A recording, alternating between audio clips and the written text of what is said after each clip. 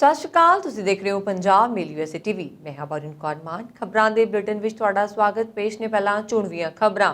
UK ਯਾਤਰਾ ਦੀ ਹਰੀ ਸੂਚੀ ਵਿੱਚ ਕੈਨੇਡਾ ਸਮੇਤ 7 ਦੇਸ਼ ਹੋਏ ਸ਼ਾਮਿਲ।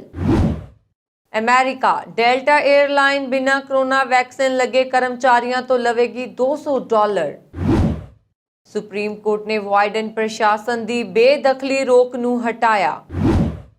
ਅਮਰੀਕੀ ਸੰਸਦ ਤੇ ਹਮਲੇ ਨੂੰ ਲੈ ਕੇ ਸਾਬਕਾ ਰਾਸ਼ਟਰਪਤੀ ਟਰੰਪ ਤੇ ਮਾਮਲਾ ਦਰਜ। ਅਮਰੀਕਾ ਨੇ ਲਿਆ ਕਾਬੁਲ ਹਮਲੇ ਦਾ ਬਦਲਾ। ISIK ਦੇ ਟਿਕਾਣਿਆਂ ਤੇ ਡਰੋਨ ਨਾਲ ਕੀਤੀ ਬੰਬਾਰੀ। ਮਾਸਟਰਮਾਈਂਡ ਨੂੰ ਮਾਰਨ ਦਾ ਦਾਅਵਾ। ਕਾਬੁਲ ਹਵਾਈ ਅੱਡੇ ਦੇ ਬਾਹਰ ਹੋਏ ਧਮਾਕਿਆਂ ਵਿੱਚ ਮਾਰੇ ਗਏ 13 ਅਮਰੀਕੀ ਫੌਜੀਆਂ ਦੇ ਨਾਂ ਨਹੀਂ ਹੋਏ ਨਸ਼ਰ। ਸੈਕਰਾਮੈਂਟੋ ਵਿੱਚ ਸੜਕ ਹਾਦਸੇ ਦੌਰਾਨ ਪੁਲਿਸ ਅਫਸਰ ਸਮੇਤ 2 ਪੰਜਾਬੀਆਂ ਦੀ ਮੌਤ। ਤੇ ਹੁਣ ਇਹਨਾਂ ਖਬਰਾਂ ਦਾ ਵਿਸਥਾਰ।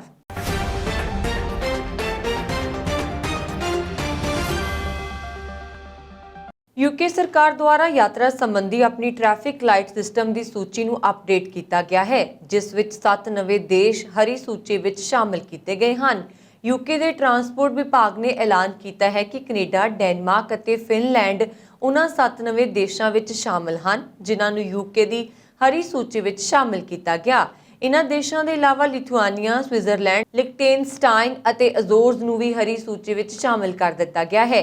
ਨਿਯਮਾਂ ਅਨੁਸਾਰ ਇਨ੍ਹਾਂ ਹਰੀ ਸੂਚੀ ਵਾਲੇ ਦੇਸ਼ਾਂ ਵਿੱਚੋਂ UK ਵਾਪਸ ਪਰਤਣ ਵਾਲੇ ਯਾਤਰੀਆਂ ਨੂੰ ਕੋਰੋਨਾ ਟੀਕਾਕਰਨ ਦੀ ਸਥਿਤੀ ਦੀ ਪਰਵਾਹ ਕੀਤੇ ਬਿਨਾਂ ਇਕਾਂਤਵਾਸ ਨਹੀਂ ਹੋਣਾ ਪਏਗਾ।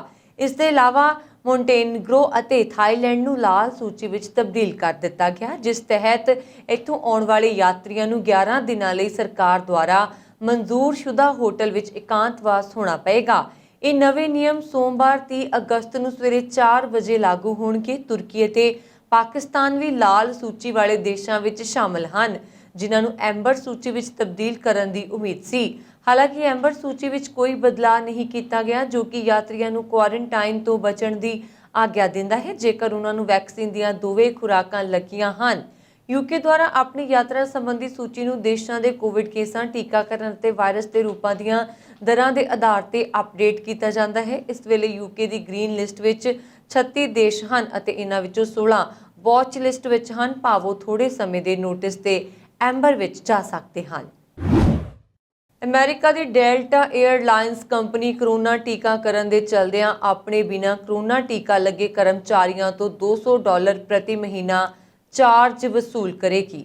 에ਅਰਲਾਈਨ ਦੇ CEO ਅਨੁਸਾਰ ਕੰਪਨੀ ਨੂੰ ਕੋਰੋਨਾ ਪੀੜਤ ਕਰਮਚਾਰੀਆਂ ਲਈ ਹਸਪਤਾਲ ਵਿੱਚ ਤਕਰੀਬਨ $40,000 ਖਰਚਣੇ ਪੈਂਦੇ ਹਨ। ਇਸ ਤੋਂ ਇਲਾਵਾ ਕੰਪਨੀ ਦੇ ਉਹ ਸਾਰੇ ਕਰਮਚਾਰੀ ਜੋ ਹਾਲ ਹੀ ਦੇ ਹਫ਼ਤਿਆਂ ਵਿੱਚ ਵਾਇਰਸ ਲਈ ਹਸਪਤਾਲ ਵਿੱਚ ਦਾਖਲ ਹੋਏ ਹਨ, ਉਹਨਾਂ ਨੂੰ ਪੂਰੀ ਤਰ੍ਹਾਂ ਟੀਕਾ ਨਹੀਂ ਲਗਾਇਆ ਗਿਆ ਸੀ। ਕੰਪਨੀ ਅਨੁਸਾਰ ਬਿਨਾਂ ਟੀਕਾਕਰਨ ਦੇ ਕਰਮਚਾਰੀਆਂ ਨੂੰ 12 ਸਤੰਬਰ ਤੋਂ ਹਫ਼ਤਾਵਾਰੀ ਟੈਸਟ ਕਰਨ ਦੀ ਜ਼ਰੂਰਤ ਵੀ ਹੋਵੇਗੀ। ਬਿਨਾਂ ਟੀਕੇ ਲੱਗੇ ਕਰਮਚਾਰੀਆਂ ਲਈ ਇਹ $200 ਦਾ ਸਰਚਾਰਜ ਹੈ, ਜੋ ਕਿ ਨਵੰਬਰ ਵਿੱਚ ਸ਼ੁਰੂ ਹੋਵੇਗਾ ਅਤੇ ਕੰਪਨੀ ਦੀਆਂ ਸਾਰੀਆਂ ਇੰਡੋਰ ਥਾਵਾਂ ਤੇ ਫੇਸ ਮਾਸਕ ਪਾਉਣੇ ਪੈਣਗੇ। ਇਸ ਦੇ ਨਾਲ ਹੀ ਅਮਰੀਕਾ ਦੀਆਂ ਪ੍ਰਮੁੱਖ 에ਅਰਲਾਈਨ ਕੰਪਨੀਆਂ ਵੀ ਆਪਣੇ ਕਰਮਚਾਰੀਆਂ ਨੂੰ ਟੀਕਾ ਲਗਵਾਉਣ ਲਈ ਉਤਸ਼ਾਹਿਤ ਕਰ ਰਹੀਆਂ ਹਨ। ਅਮਰੀਕਾ ਦੀ ਸੁਪਰੀਮ ਕੋਰਟ ਨੇ ਵੀਰਵਾਰ ਨੂੰ ਵਾਈਡਨ ਪ੍ਰਸ਼ਾਸਨ ਦੁਆਰਾ ਲਾਗੂ ਕੀਤੀ ਗਈ ਬੇਦਖਲੀ ਰੋਕ ਨੂੰ ਰੱਦ ਕਰ ਦਿੱਤਾ। ਇਸ ਰੋਕ ਨੂੰ ਹਾਲ ਹੀ ਵਿੱਚ ਰਾਸ਼ਟਰਪਤੀ ਜੋ ਬਾਈਡਨ ਦੇ ਪ੍ਰਸ਼ਾਸਨ ਨੇ ਬਿਨਾਂ ਕਾਂਗਰਸ ਦੇ ਸਮਰਥਨ ਦੇ ਵਧਾਇਆ ਸੀ। ਸੁਪਰੀਮ ਕੋਰਟ ਦੇ ਇਸ ਫੈਸਲੇ ਨਾਲ ਮਕਾਨ ਸੰਪਤੀ ਮਾਲਕਾਂ ਨੂੰ ਉਹਨਾਂ ਲੱਖਾਂ ਅਮਰੀਕੀਆਂ ਨੂੰ ਬਾਹਰ ਕੱਢਣ ਦੀ ਪ੍ਰਕਿਰਿਆ ਸ਼ੁਰੂ ਕਰਨ ਦੀ ਇਜਾਜ਼ਤ ਮਿਲ ਗਈ ਜੋ ਕੋਵਿਡ-19 ਮਹਾਮਾਰੀ ਕਾਰਨ ਕਿਰਾਏ ਦੇਣ ਤੋਂ ਅਸਮਰਥ ਨੇ। ਮਹਾਮਾਰੀ ਨਾਲ ਸੰਬੰਧਿਤ ਬੇਦਖਲੀ ਫ੍ਰੀਜ਼ ਨੂੰ ਖਤਮ ਕਰਨ ਦਾ ਫੈਸਲਾ ਮਕਾਨ ਮਾਲਕਾਂ ਅਤੇ ਰੀਅਲ ਅਸਟੇਟ ਸਮੂਹਾਂ ਦੁਆਰਾ ਇਸ ਨੀਤੀ ਨੂੰ ਕਾਨੂੰਨੀ ਚੁਣੌਤੀ ਦੇਣ ਦੇ ਨਤੀਜੇ ਵਜੋਂ ਆਇਆ ਹੈ। ਇਨ੍ਹਾਂ ਵਿੱਚ ਅਲਬਾਮਾ ਅਤੇ ਜਾਰਜੀਆ ਦੇ ਮਕਾਨ ਮਾਲਕ, ਰੀਅਲ ਅਸਟੇਟ ਸਮੂਹ ਆਦਿ ਸ਼ਾਮਲ ਸਨ। 3 ਅਗਸਤ ਨੂੰ CDC ਨੇ ਸੰਸਦ ਦੀ ਮਨਜ਼ੂਰੀ ਦੇ ਬਿਨਾਂ ਮਹਾਮਾਰੀ ਦੇ ਚਲਦਿਆਂ ਕਿਰਾਏਦਾਰਾਂ ਨੂੰ ਕੱਢਣ ਤੇ ਲਗਾਈ ਰੋਕ ਨੂੰ ਵਧਾ ਦਿੱਤਾ ਸੀ, ਜਿਸ ਵਿੱਚ ਵਾਇਰਸ ਤੋਂ ਜ਼ਿਆਦਾ ਪ੍ਰਭਾਵਿਤ ਖੇਤਰ ਸ਼ਾਮਲ ਸਨ। ਜਦਕਿ ਇਸ ਸੰਬੰਧੀ ਸੁਪਰੀਮ ਕੋਰਟ ਅਨੁਸਾਰ CDC ਇਸ ਤਰ੍ਹਾਂ ਦੀ ਰੋਕ ਲਗਾਉਣ ਦਾ ਅਧਿਕਾਰ ਨਹੀਂ ਹੈ। ਇਸ ਸੰਬੰਧੀ ਜਸਟਿਸ ਬ੍ਰੇਟ, ਜਿਨ੍ਹਾਂ ਨੇ ਰੋਕ ਨੂੰ ਬਰਕਰਾਰ ਰੱਖਣ ਲਈ ਵੋਟ ਦਿੱਤੀ ਸੀ, ਦੇ ਅਨੁਸਾਰ ਇਸ ਰੋਕ ਦੇ ਵਾਧੇ ਲਈ ਸੰਸਦ ਮੈਂਬਰਾਂ ਦੀ ਮਨਜ਼ੂਰੀ ਹੋਣੀ ਚਾਹੀਦੀ ਹੈ। ਵਾਈਟ ਹਾਊਸ ਦੀ ਪ੍ਰੈਸ ਸਕੱਤਰ ਜੇਨ ਸਾਕੀ ਦੇ ਅਨੁਸਾਰ ਸੁਪਰੀਮ ਕੋਰਟ ਦੇ ਇਸ ਫੈਸਲੇ ਨੇ ਵਾਈਡਨ ਪ੍ਰਸ਼ਾਸਨ ਨੂੰ ਨਿਰਾਸ਼ ਕੀਤਾ ਅਤੇ ਇਸ ਫੈਸਲੇ ਦੇ ਨਤੀਜੇ ਵਜੋਂ ਕਈ ਪਰਿਵਾਰਾਂ ਨੂੰ ਮਹਾਮਾਰੀ ਦੌਰਾਨ ਬੇਦਖਲੀ ਦੇ ਦਰਦਨਾਕ ਪ੍ਰਭਾਵਾਂ ਦਾ ਸਾਹਮਣਾ ਕਰਨਾ ਪਵੇਗਾ। ਇਸ ਦੇ ਇਲਾਵਾ ਦੇਸ਼ ਭਰ ਦੇ ਭਾਈਚਾਰਿਆਂ ਦਰਮਿਆਨ ਕੋਵਿਡ-19 ਦੇ ਸੰਪਰਕ ਵਿੱਚ ਆਉਣ ਦਾ ਖਤਰਾ ਵੀ ਵੱਧ ਜਾਏਗਾ। ਅਮਰੀਕੀ ਸੰਸਦ ਭਵਨ ਤੇ 6 ਜਨਵਰੀ ਨੂੰ ਹੋਏ ਹਮਲੇ ਵਿੱਚ ਸਾਬਕਾ ਰਾਸ਼ਟਰਪਤੀ ਟਰੰਪ ਤੇ ਸ਼ਿਕੰਜਾ ਕੱਸਣ ਦੀ ਤਿਆਰੀ ਹੈ। ਇਸ ਹਮਲੇ ਨੂੰ ਲੈ ਕੇ ਪੁਲਿਸ ਦੇ 7 ਅਫਸਰਾਂ ਨੇ ਟਰੰਪ ਅਤੇ ਉਹਨਾਂ ਦੇ ਸਹਿਯੋਗੀਆਂ ਵਿਰੁੱਧ ਮੁਕੱਦਮਾ ਦਰਜ ਕੀਤਾ। ਇਸ ਵਿੱਚ ਟਰੰਪ ਸਣੇ ਕੱਟੜਪੰਥੀ ਗੁੱਟਾਂ ਦੇ ਕਰੀਬ 20 ਮੈਂਬਰਾਂ ਅਤੇ ਸਿਆਸੀ ਸੰਗਠਨਾਂ ਦੇ ਸੱਤਾ ਤਬਦੀਲੀ ਪ੍ਰਕਿਰਿਆ ਵਿੱਚ ਦਖਲ ਦੀ ਸਾਜ਼ਿਸ਼ ਰਚਨ ਦਾ ਦੋਸ਼ ਲਾਇਆ ਹੈ। ਵਾਸ਼ਿੰਗਟਨ ਡੀਸੀ ਦੀ ਜ਼ਿਲ੍ਹਾ ਅਦਾਲਤ ਵਿੱਚ ਇਹ ਮੁਕੱਦਮਾ ਦਾਖਲ ਕੀਤਾ ਗਿਆ। ਇਸ ਵਿੱਚ ਪ੍ਰਾਊਡ ਵਾਈਜ਼ ਅਤੇ ਓਥ ਕੀਪਰਸ ਮਿਲੀਸ਼ੀਆ ਦੇ ਮੈਂਬਰਾਂ ਤੋਂ ਇਲਾਵਾ ਰੋਜ਼ਰ ਸਟੋਨ ਜਿਹੇ ਟਰੰਪ ਦੇ ਸਹਿਯੋਗੀਆਂ ਨੂੰ ਵੀ ਨਾਮਜ਼ਦ ਕੀਤਾ ਗਿਆ। ਸੰਸਦ ਤੇ ਹਮਲੇ ਨੂੰ ਲੈ ਕੇ ਇਸ ਤਰ੍ਹਾਂ ਦੇ 3 ਹੋਰ ਮੁਕੱਦਮੇ ਪਹਿਲਾਂ ਹੀ ਦਰਜ ਹੋ ਚੁੱਕੇ ਨੇ, ਲੇਕਿਨ ਹੁਣ ਕਿਤੇ ਮੁਕੱਦਮੇ ਵਿੱਚ ਪਹਿਲੀ ਵਾਰ ਟਰੰਪ ਤੇ ਇਹ ਇਲਜ਼ਾਮ ਲਾਇਆ ਗਿਆ ਹੈ ਕਿ ਉਹਨਾਂ ਨੇ ਚੋਣਾਂ ਵਿੱਚ ਹਾਰ ਤੋਂ ਬਾਅਦ ਆਪਣੇ ਆਧਾਰਹੀਣ ਝੂਠ ਨੂੰ ਫੈਲਾਉਣ ਲਈ ਚਰਮਪੰਥੀ ਸੰਗਠਨਾਂ ਅਤੇ ਸਿਆਸੀ ਸੰਗਠਨਾਂ ਦੇ ਨਾਲ ਮਿਲ ਕੇ ਕੰਮ ਕੀਤਾ। ਟਰੰਪ ਤੇ ਚੋਣ ਨਤੀਜਿਆਂ ਨੂੰ ਲੈ ਕੇ ਆਪਣੇ ਸਮਰਥਕਾਂ ਨੂੰ ਭੜਕਾਉਣ ਦਾ ਵੀ ਦੋਸ਼ ਹੈ। 6 ਜਨਵਰੀ 2021 ਨੂੰ ਤਤਕਾਲੀ ਅਮਰੀਕੀ ਰਾਸ਼ਟਰਪਤੀ ਟਰੰਪ ਦੇ ਸਮਰਥਕਾਂ ਨੇ ਸੰਸਦ ਤੇ ਹਮਲਾ ਕੀਤਾ। ਹਮਲੇ ਦੇ ਸਮੇਂ ਜੋ ਬਾਈਡਨ ਦੀ ਜਿੱਤ ਤੇ ਮੁਹਰ ਲਾਉਣ ਦੀ ਪ੍ਰਕਿਰਿਆ ਜਾਰੀ ਸੀ। ਕਰੀਬ 4 ਘੰਟੇ ਭੰਨਤੋੜ ਅਤੇ ਗੋਲਾਬਾਰੀ ਦੀ ਘਟਨਾ ਵੀ ਵਾਪਰੀ। ਇਸ ਕਾਰਵਾਈ ਦੌਰਾਨ ਪੁਲਿਸ ਦੀ ਕਾਰਵਾਈ ਵਿੱਚ 5 ਲੋਕਾਂ ਦੀ ਮੌਤ ਹੋ ਗਈ ਸੀ। ਅਮਰੀਕਾ ਨੇ ਕਾਬੁਲ 에ਅਰਪੋਰਟ ਹਮਲੇ ਦਾ ਬਦਲਾ ਲੈਣਾ ਸ਼ੁਰੂ ਕਰ ਦਿੱਤਾ ਹੈ। ਪੈਂਟਾਗਨ ਤੋਂ ਮਿਲੀ ਜਾਣਕਾਰੀ ਮੁਤਾਬਕ ਅਮਰੀਕੀ ਫੌਜ ਨੇ ਇਸਲਾਮਿਕ ਸਟੇਟ ਕੇ ਨੂੰ ਨਿਸ਼ਾਨਾ ਬਣਾਉਂਦੇ ਹੋਏ ਅਫਗਾਨਿਸਤਾਨ ਵਿੱਚ 에ਅਰ ਸਟ੍ਰਾਈਕ ਕੀਤੀ। ਡਰੋਨ ਨਾਲ ਕੀਤੀ ਬੰਬਾਰੀ ਵਿੱਚ ਕਈ ਅੱਤਵਾਦੀਆਂ ਦੇ ਮਾਰੇ ਜਾਣ ਦੀ ਸੂਚਨਾ ਹੈ। ਹਾਲਾਂਕਿ ਅਮਰੀਕੀ ਫੌਜ ਵੱਲੋਂ ਪ੍ਰੈਸ ਕਾਨਫਰੰਸ ਕਰਕੇ ਅਧਿਕਾਰਤ ਜਾਣਕਾਰੀ ਦਿੱਤੀ ਜਾਵੇਗੀ। ਦੱਸ ਦਈਏ ਕਿ ਵੀਰਵਾਰ ਰਾਤ ਕਾਬੁਲ 에ਅਰਪੋਰਟ ਦੇ ਬਾਹਰ ਹੋਏ ਆਤਮਘਾਤੀ ਹਮਲਿਆਂ ਵਿੱਚ 100 ਤੋਂ ਜ਼ਿਆਦਾ ਲੋਕ ਮਾਰੇ ਗਏ ਸਨ। ਇਨ੍ਹਾਂ ਵਿੱਚ 13 ਅਮਰੀਕੀ ਫੌਜੀ ਵੀ ਸ਼ਾਮਲ ਸਨ। ਇਸ ਤੋਂ ਬਾਅਦ ਰਾਸ਼ਟਰਪਤੀ ਜੋ ਬਾਈਡਨ ਨੇ ਕਿਹਾ ਸੀ ਕਿ ਉਹ ਇਸ ਹਮਲੇ ਦੇ ਜ਼ਿੰਮੇਵਾਰ ਲੋਕਾਂ ਦਾ ਪਤਾ ਲਗਾਉਣਗੇ ਤੇ ਉਹਨਾਂ ਨੂੰ ਇਸ ਦੀ ਕੀਮਤ ਚੁਕਾਉਣੀ ਪਏਗੀ। ਹਮਲੇ ਦੀ ਜ਼ਿੰਮੇਵਾਰੀ ਇਸਲਾਮਿਕ ਸਟੇਟ ਦੇ ਖੁਰਾਸਨ ਗਰੁੱਪ ਨੇ ਲਈ ਸੀ, ਜਿਸ ਨੂੰ ਫਿਲਹਾਲ ਸਭ ਤੋਂ ਜ਼ਿਆਦਾ ਖੂੰਖਾਰੂ ਮੰਨਿਆ ਜਾਂਦਾ ਹੈ। ਅਮਰੀਕੀ ਫੌਜ ਦੇ ਹਵਾਲੇ ਤੋਂ ਜਾਰੀ ਮੀਡੀਆ ਰਿਪੋਰਟਸ ਵਿੱਚ ਦਾਅਵਾ ਕੀਤਾ ਗਿਆ ਹੈ ਕਿ ਇਸ ਹਮਲੇ ਵਿੱਚ ਕਾਬੁਲ ਹਮਲੇ ਦਾ ਮਾਸਟਰਮਾਈਂਡ ਮਾਰ ਮੁਕਾਇਆ ਗਿਆ ਹੈ। ਇਹ ਹਮਲਾ ਨੰਗਰਹਾਲ ਸੂਬੇ ਵਿੱਚ ਕੀਤਾ ਗਿਆ। ਇਹ ਇਲਾਕਾ ਇਸਲਾਮਿਕ ਸਟੇਟ ਦਾ ਗੜ ਮੰਨਿਆ ਜਾਂਦਾ ਹੈ। ਇੱਥੇ ਹੀ ਅਮਰੀਕਾ ਨੇ 2017 ਵਿੱਚ ਮਦਰ ਆਫ ਆਲ ਬੰਬ ਦਾ ਪ੍ਰੀਖਣ ਕੀਤਾ ਸੀ ਤੇ ਉਦੋਂ IS ਤੇ ਵੱਡੇ ਕਮਾਂਡਰ ਹਾਫਿਜ਼ ਸਾਇਦ ਖਾਨ ਨੂੰ ਮਾਰਨ ਦਾ ਦਾਅਵਾ ਕੀਤਾ ਸੀ।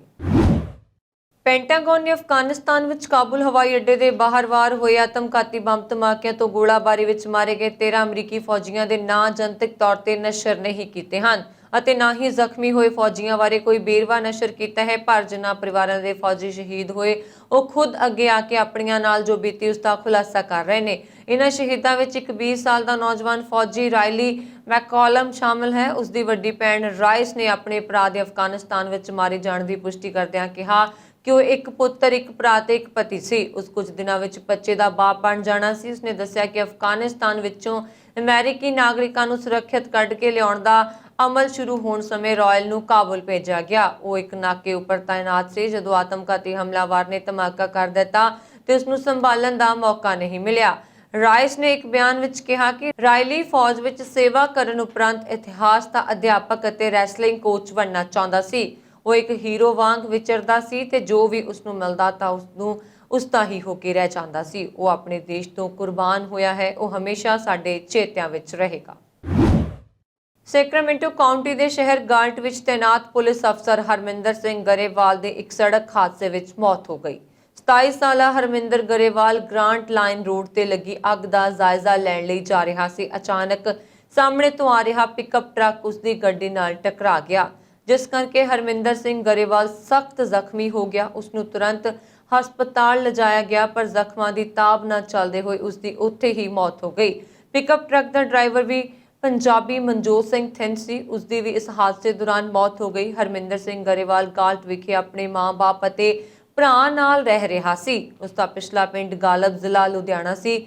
ਦੂਜੇ ਮਰਨ ਵਾਲੇ ਪੰਜਾਬੀ ਨੌਜਵਾਨ ਮਨਜੋਤ ਸਿੰਘ ਥਿੰਦ ਦਾ ਪਿਛਲਾ ਪਿੰਡ ਰਾਏਕੋਟ ਜ਼ਿਲ੍ਹਾ ਲੁਧਿਆਣਾ ਸੀ ਅਤੇ ਉਹ ਇੱਥੇ ਮੰਟੀਕਾ ਆਪਣੇ ਪਰਿਵਾਰ ਨਾਲ ਰਹਿ ਰਿਹਾ ਸੀ। ਹਰਮਿੰਦਰ ਸਿੰਘ ਗਰੇਵਾਲ ਪਿਛਲੇ ਲਗਭਗ 2.5 ਸਾਲਾਂ ਤੋਂ ਗਾਲਟ ਪੁਲਿਸ ਵਿਭਾਗ ਵਿੱਚ ਸ਼ਾਮਲ ਹੋਇਆ। ਪੁਲਿਸ ਅਧਿਕਾਰੀਆਂ ਅਨੁਸਾਰ ਉਹ ਇੱਕ ਬਹਾਦਰ, ਨਿਡਰ ਅਤੇ ਦਿਆਲੂ ਵਿਅਕਤੀ ਸੀ।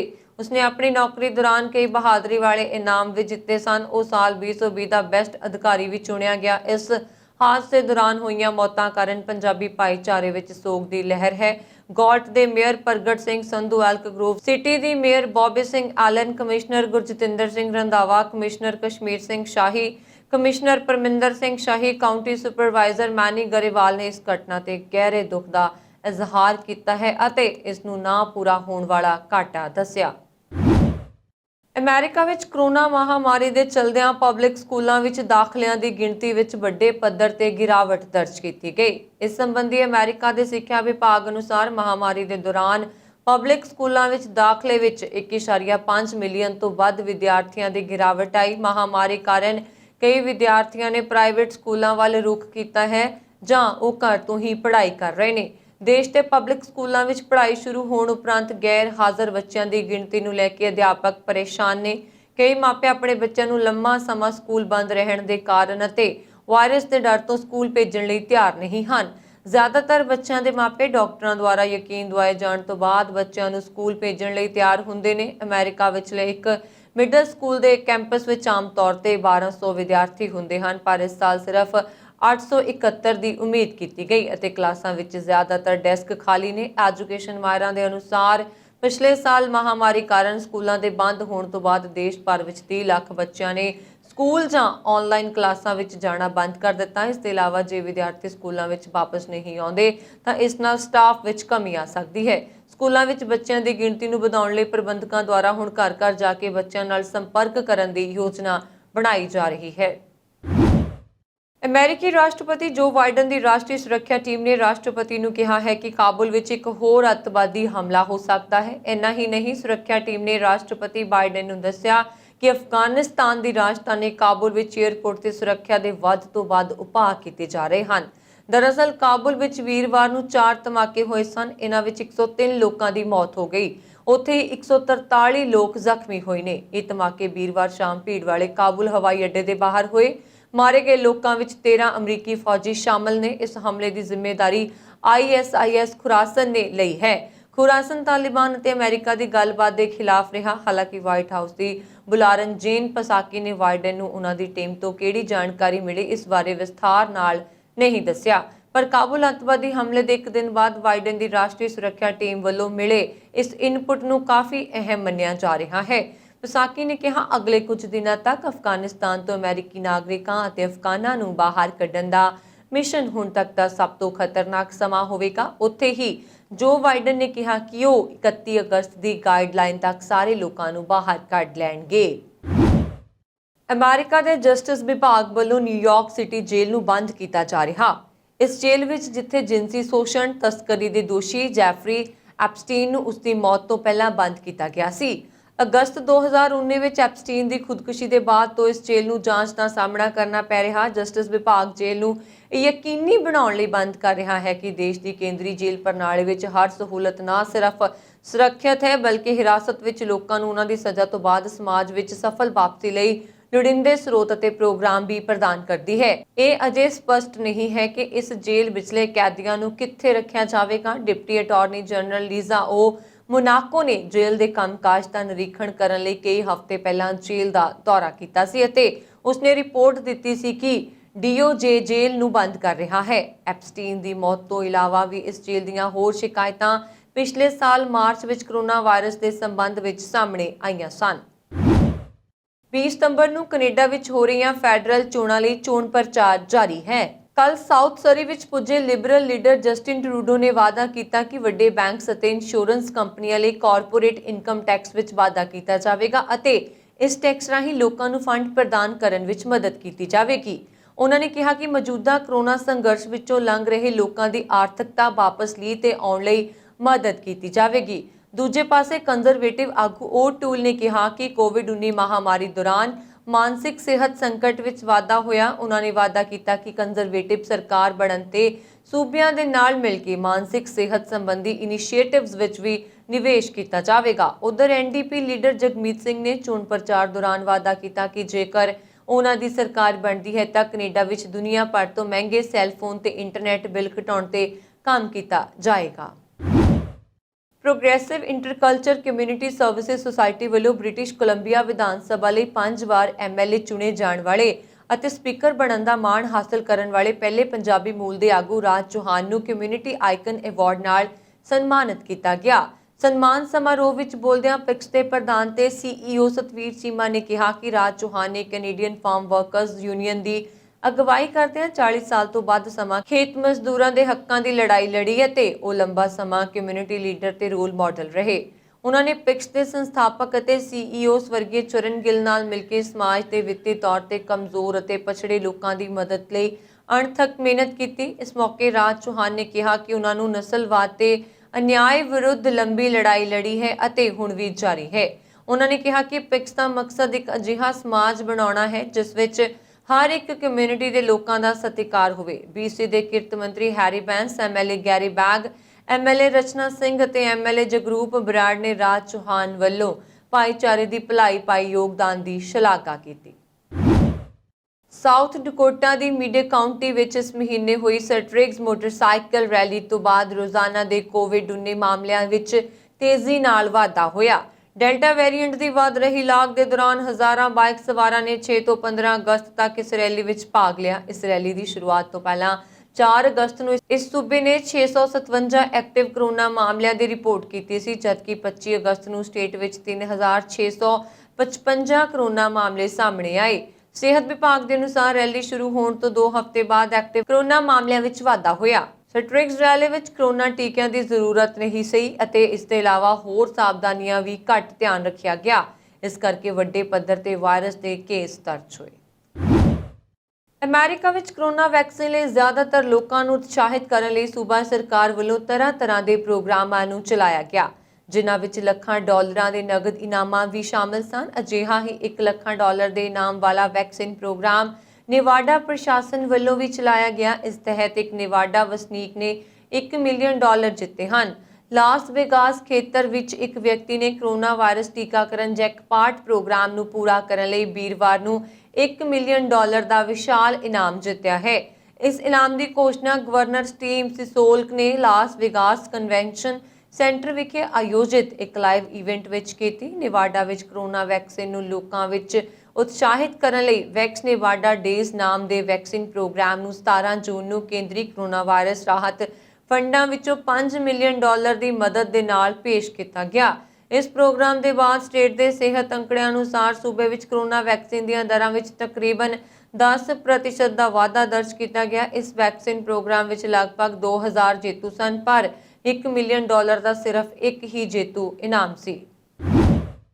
ਕੈਨੇਡਾ ਦੇ ਬ੍ਰਿਟਿਸ਼ ਕੋਲੰਬੀਆ ਸੂਬੇ ਵਿੱਚ ਬੀਤੇ 1.5 ਮਹੀਨੇ ਦੌਰਾਨ ਨਸਲੀ ਘਟਨਾਵਾਂ ਵਿੱਚ ਕਾਫੀ ਵਾਧਾ ਹੋਇਆ ਤੇ ਨਸਲਵਾਦੀਆਂ ਵੱਲੋਂ ਪੰਜਾਬੀਆਂ ਖਾਸ ਕਰਕੇ ਸਿੱਖਾਂ ਨੂੰ ਆਪਣਾ ਨਿਸ਼ਾਨਾ ਬਣਾਇਆ ਜਾ ਰਿਹਾ, ਜਿਸ ਕਾਰਨ ਸਥਾਨਕ ਭਾਈਚਾਰੇ ਵਿੱਚ ਕਾਫੀ ਚਿੰਤਾ ਪਾਈ ਜਾ ਰਹੀ। 9 ਜੁਲਾਈ ਨੂੰ ਸਰੀ ਵਿਖੇ ਇੱਕ ਨਸਲਵਾਦੀ ਅੰਗਰੇਜ਼ ਵੱਲੋਂ ਟਰੱਕ ਡਰਾਈਵਰ ਜਗਦੀਪ ਸਿੰਘ ਦੀ ਦਸਤਾਰ ਲਾ ਦਿੱਤੀ ਗਈ। 4 ਜੁਲਾਈ ਨੂੰ ਕਲੋਨਾ ਵਿਖੇ ਇੱਕ ਅੰਗਰੇਜ਼ ਵੱਲੋਂ ਡਿਊਟੀ ਦੇ ਰਹੇ ਸਿੱਖ ਸਿਕਿਉਰਿਟੀ ਗਾਰਡ ਅਨਮੋਲ ਸਿੰਘ ਤੇ ਨਸਲੀ ਟਿੱਪਣੀ ਕਰਦੇ ਹੋਏ ਕਿਹਾ ਗਿਆ ਕਿ ਵਾਪਸ ਇੰਡੀਆ ਚਲੇ ਜਾਓ। 28 ਜੁਲਾਈ ਨੂੰ ਵਾਪਰੀ ਘਟਨਾ ਵਿੱਚ ਜਦੋਂ ਕੁਝ ਪੰਜਾਬਣ ਬੀਬੀਆਂ ਸਰੀ ਦੇ ਐਸਪਨ ਪਾਰਕ ਵਿੱਚ ਬੈਠੀਆਂ ਸਨ ਤਾਂ ਇੱਕ ਅੰਗਰੇਜ਼ਣ ਨੇ ਉਹਨਾਂ ਉੱਪਰ ਕੂੜਾ ਸੁੱਟ ਦਿੱਤਾ ਤੇ ਮੰਦੀ ਸ਼ਬਦਾਵਲੀ ਵਰਤੀ ਗਈ। 11 ਅਗਸਤ ਨੂੰ ਸਰਬਜੀਤ ਸਿੰਘ ਦਿਓਲ ਦੇ ਮਿਸ਼ਨ ਸਥਿਤ ਸੰਗਮ ਰੈਸਟੋਰੈਂਟ ਤੇ ਨਸਲੀ ਹਮਲਾ ਹੋਇਆ।